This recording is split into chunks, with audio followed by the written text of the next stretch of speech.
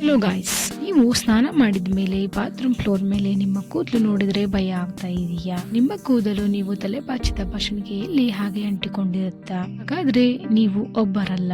ಇವತ್ತು ಗಂಡಸರು ಮಾತ್ರ ಅಲ್ಲ, ಮಹಿಳೆಯರು, ವಯಸ್ಕರು, ಡೆಲಿವರಿ ಆದ್ಮೇಲೆ ಇರುವ ತಾಯಂದಿರು ಎಲ್ಲರಿಗೂ ಈ ಕೂದಲು ಉದುರುವ ಸಮಸ್ಯೆ ಸಾಮಾನ್ಯವಾಗಿದೆ. ನಾವು ಆಯಿಲ್ ಚೇಂಜ್ ಮಾಡ್ತೀವಿ, ಶಾಂಪೂ ಚೇಂಜ್ ಮಾಡ್ತೀವಿ, ಸೀರಮ್ ಟ್ರೈ ಮಾಡ್ತೀವಿ, ಆದ್ರೆ ಪ್ರಾಬ್ಲಮ್ ಸಾಲ್ವ್ ಆಗಲ್ಲ.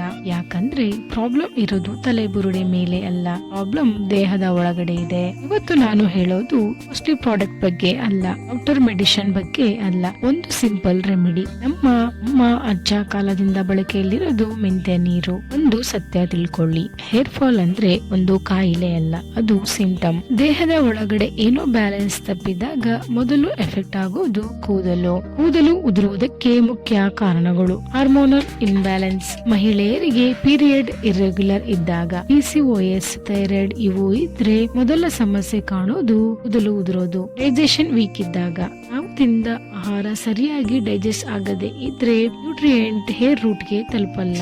ಐರನ್ ಮತ್ತು ಪ್ರೋಟೀನ್ ಡಿಫಿಷಿಯನ್ಸಿ, ಮಹಿಳೆಯರಲ್ಲಿ ಇದು ಕಾಮನ್, ಡೆಲಿವರಿ ನಂತರ ಇನ್ನಷ್ಟು ಜಾಸ್ತಿ. ಅತಿಯಾಗಿ ಯೋಚನೆ ಮಾಡುವುದು, ನಿದ್ರೆ ಕೊರತೆ, ಮೆಂಟಲ್ ಪ್ರೆಷರ್ ಇವೆಲ್ಲ ಸಮಸ್ಯೆಗಳು ಇದ್ದಾಗ ನೀವು ನಿಮ್ಮ ತಲೆ ಬುರುಡಿಗೆ ಎಷ್ಟೇ ಎಣ್ಣೆ ಹಾಕಿದ್ರು ಅದು ಸರಿಯಾಗೋಲ್ಲ.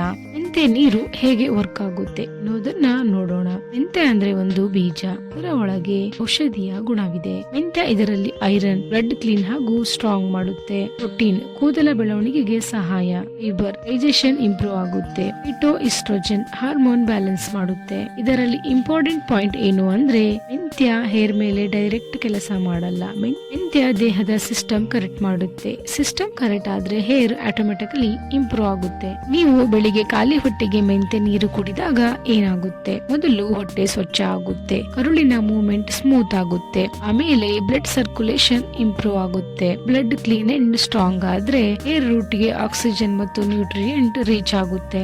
15ರಿಂದ 20 ದಿನದಲ್ಲಿ ಹೇರ್ ಫಾಲ್ ಸ್ಲೋ ಆಗ್ತಾ ಹೋಗುತ್ತೆ. ಇದು ಇನ್ಸ್ಟೆಂಟ್ ರಿಸಲ್ಟ್ ಕೊಡಲ್ಲ, ಆದ್ರೆ ಲಾಂಗ್ ಟರ್ಮ್ ರಿಸಲ್ಟ್ ಸಿಗುತ್ತೆ. ಹೇಗೆ ತಯಾರು ಮಾಡೋದು? ರಾತ್ರಿ 1 ಗ್ಲಾಸ್ ನಾರ್ಮಲ್ ವಾಟರ್, 1 ಚಮಚ ಮೆಂತ್ಯ ಬೀಜ ನೆನೆಸಿಡಿ. ಬೆಳಿಗ್ಗೆ ನೀರನ್ನ ಸೋಸಿ ನಿಧಾನವಾಗಿ ಕುಡಿಯಿರಿ. ಮೊದಲು ಟ್ರೈ ಮಾಡುವವರು ಸಣ್ಣ ಪ್ರಮಾಣದಲ್ಲಿ ಶುರು ಮಾಡಿ. ಟೇಸ್ಟ್ ಸ್ವಲ್ಪ ಕಹಿ ಅನಿಸಬಹುದು, ಆದ್ರೆ ಮೆಡಿಸಿನ್ ಯಾವಾಗ್ಲೂ ಸ್ವೀಟ್ ಇರೋಲ್ಲ. ಈ ರೆಮಿಡಿ ಯಾರಿಗೆ ಬೆಸ್ಟ್? ಮಹಿಳೆಯರಲ್ಲಿ ಕೂದಲು ಉದುರುವ ಸಮಸ್ಯೆಗಳು ಇದ್ರೆ, ಡೆಲಿವರಿ ನಂತರ ಅತಿಯಾಗಿ ಹೇರ್ ಫಾಲ್ ಸಮಸ್ಯೆ ಅನುಭವಿಸುವವರು, PCOS ಸಮಸ್ಯೆ ಇರುವವರು, ಸ್ಟ್ರೆಸ್ ಜಾಸ್ತಿ ಇರುವವರು, ಇನ್ ಹೇರ್ ಇದ್ದವರಿಗೆ. ಈ ರೆಮಿಡಿಯನ್ನ ಬಳಸಬೇಕಾದ್ರೆ ಪ್ರೆಗ್ನೆಂಟ್ ಇರುವವರು ಹಾಗೂ ಶುಗರ್ BP ಮೆಡಿಸಿನ್ ತೆಗೆದುಕೊಳ್ಳುವವರು ವೈದ್ಯರ ಸಲಹೆ ಪಡೆಯಬೇಕು. ನ್ಯಾಚುರಲ್ ಅಂದ್ರೆ ಕೇರ್ಲೆಸ್ ಅಲ್ಲ, ನಮ್ಮ ದೇಹ ಅಬ್ಸರ್ವ್ ಮಾಡಬೇಕು. ಮೆಂತ್ಯ ನೀರನ್ನ ಬಳಸುವುದರಿಂದ 1ರಿಂದ 2 ದಿನದಲ್ಲಿ ಏನೂ ಚೇಂಜ್ ಆಗೋಲ್ಲ.